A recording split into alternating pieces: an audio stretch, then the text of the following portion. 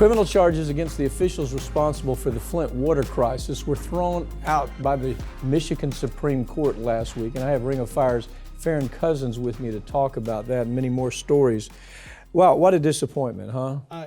Disappointing, but unfortunately not surprising. Yeah. This is an issue. I've talked a lot with Jordan Cheriton, who's one of the investigative reporters, pretty much has been on the ground in Flint more than anybody else. He's done a fantastic job. We had a conversation earlier this year where he mentioned that Dana Nessel, this new Democratic Attorney General, was basically attempting at the time to kind of throw out all of this, almost like it was something she didn't want to deal with whatsoever. And so because of that, I think intentionally, I'm going to assume it was intentionally. I can't, say for sure, but it seems intentional that they botched these indictments to the point where the court really had no choice but to throw them out. Come on. First of all, Nessel, everybody thought she was going to be the local hero. Well, she turned out to be just another villain.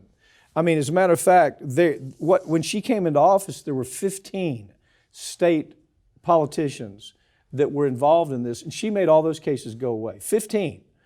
Then she appoints a single one person to say this is the grand jury. Now, granted, some places, it's at least information that you can take to a real grand jury. You talk to one, that information goes to multiple grand jury. But here, they brought the case in one person was the grand jury, and she knew what the flaws of that were. She knew what the Supreme Court of this state was going to do. Any doubt? No, absolutely no doubt in my mind that this was all intentional because, one, we're talking about political prosecutions here because we're dealing with politicians. But these are politicians that made decisions that killed people. They killed them from Legionnaires. They've, essentially crippled an entire generation with lead poisoning. We're going to see those effects for, 30, 40 years and beyond at this point. And she didn't want to deal with that. These were real, very simple charges to make. You have the emails, you have the text messages, the phone calls. All of this was on record. These officials, a lot of Republicans, some Democrats, but all of them making these decisions knowing people would die.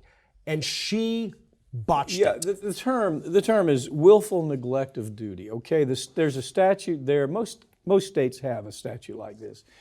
It's where the conduct is so bad that the conduct in this situation, it wasn't that they didn't know. It's once they got the information, they tried to phony it up. They tried to cover it up. They tried to save themselves. They even destroyed data. They destroyed information that shows how bad a job they did on this issue. This is infuriating. This is one of the state employees. State employees should not be prosecuted or demonized for just doing their job. Did you see that? Really, just doing their job. They killed 9 people from Legionnaire's disease. As you point out, they have affected an entire generation with lead poisoning. Look, you go up to bat against some of the biggest, polluters, the biggest pharmaceutical companies in the world. If you had the kind of documents that she had on these people, that'd be a slam dunk case for you. You could walk in and they wouldn't even know what hit them because it was so glaringly obvious. And yet in this case, it takes a certain amount of I'd say willful neglect of your duty as Attorney General to botch this case. Yeah, again, it comes back. She knew if you have a one-person grand jury, that's going to go real bad real fast. But it was political paybacks for her. She was going after Snyder, who was a Republican, not a great Republican, by the way, not even a great politician, by the way, not a very kind person, by the way, but she was going after him. She was Democrat. And then rather than just playing fair, just say, let's let the system take care of itself. Let's do this straight up. She appointed a one-person grand jury, acting like she didn't know where that was going to go.